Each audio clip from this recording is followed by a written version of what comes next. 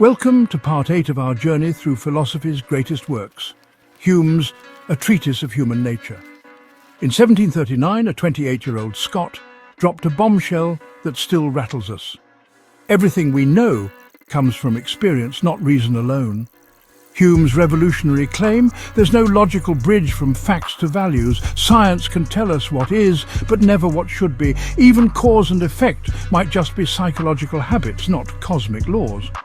From AI ethics to evidence-based medicine, his radical skepticism about what we can truly know continues to shape how we approach both science and morality.